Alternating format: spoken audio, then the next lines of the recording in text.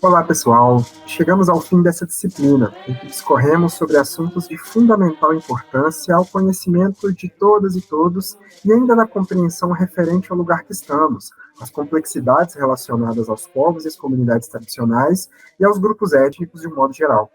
Meu nome é Hudson Carajá, sou indígena, psicólogo e membro da comunidade indígena Carajá de Minas Gerais. E quero trazer aqui para vocês alguns versos para pensarmos mais sobre o conteúdo que vimos nessa disciplina. Daria um filme, uma negra e uma criança nos braços, solitários na floresta de concreto e aço. Veja, olha outra vez o rosto da multidão. A multidão é um monstro sem rosto e coração. Nesses versos da clássica canção Nego Drama, dos Racionais MCs, que vocês devem conhecer, eles contam uma história que pode ser a de muitas famílias do nosso país.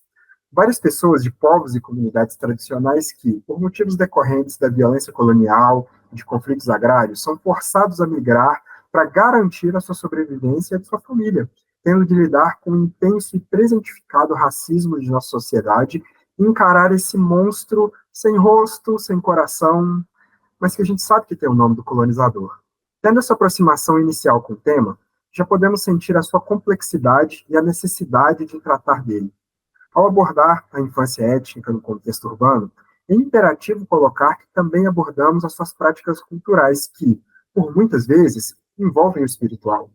Em nossas andanças entre esses grupos, percebemos o quanto a espiritualidade acompanha, mesmo que de forma invisível, essas pessoas, e também sinal de proteção a eles e ao seu cotidiano, como os encantados, as energias, enfim, como a história do caboclinho da mata. Nas escolas urbanas, frequentadas por pessoas não provenientes de povos tradicionais, o relato empírico que escutamos é de que suas culturas estão sendo ignoradas.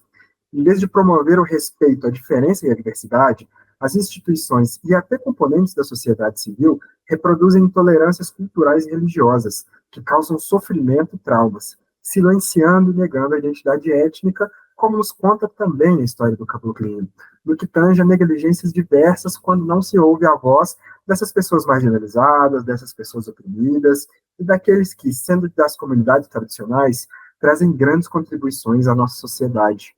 Vimos também nessa disciplina que a interação junto ao caboclinho da Mata Virgem aponta-nos a condições das crianças em situação de abrigamento, sobre a idade escolar, lembrando que nem todos os povos e comunidades tradicionais trabalham com o mesmo calendário ou a mesma cultura, assim como também eram obrigados a frequentar a escola convencional e não a indígena, uma vez que, pelo universo desses povos, não haviam estruturas suficientes para assegurar a universalidade, preservando o direito e a necessidade de tratar diferentes os considerados pelo colonizador como iguais.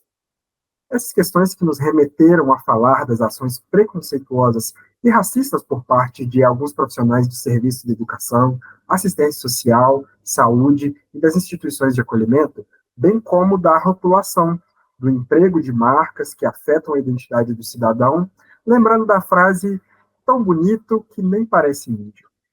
A isso atribuímos como estigma e aprofundamento da discriminação contra esses povos étnicos.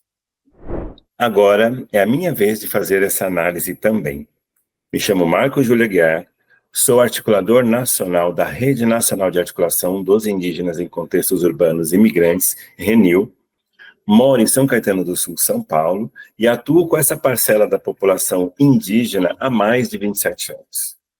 Percebo que trazer elementos e subsídios deste tema tão instigante e nada debatido na sociedade, que é a presença indígena nas cidades e a falta de políticas públicas a esse segmento, justamente por ser tão invisível aos olhos de todos, é de forma contumaz de suma importância.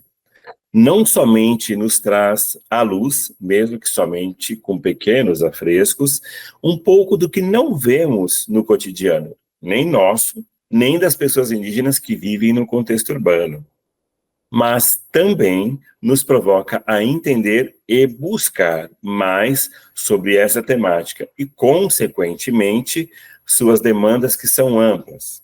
Perpassamos pela explicação de que crianças e adolescentes indígenas e familiares, em boa parte, se encontram em um processo de apagamento ou mesmo invisibilidade com problemas relacionados à dificuldade de acesso diferenciado às políticas públicas, uma vez que estas não foram planejadas de forma inclusiva, existindo também um marcador social no que tange à intergeracionalidade, devido a essas infâncias viverem abafadas em relação ao poder de fala e à autonomia. Ainda apontamos que o sistema educacional nas cidades não tem espaço inclusivo para indígenas e a preservação da sua cultura, incluindo as diferenças linguísticas variadas. Ali todos são vistos como brancos ao estilo europeu.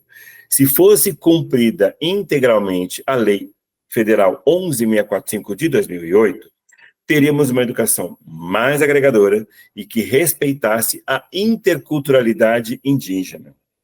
Finalizamos aqui a nossa disciplina. Esperamos que pensar, conhecer e refletir mais sobre esse tema tenha sido para vocês tão importante quanto foi para nós.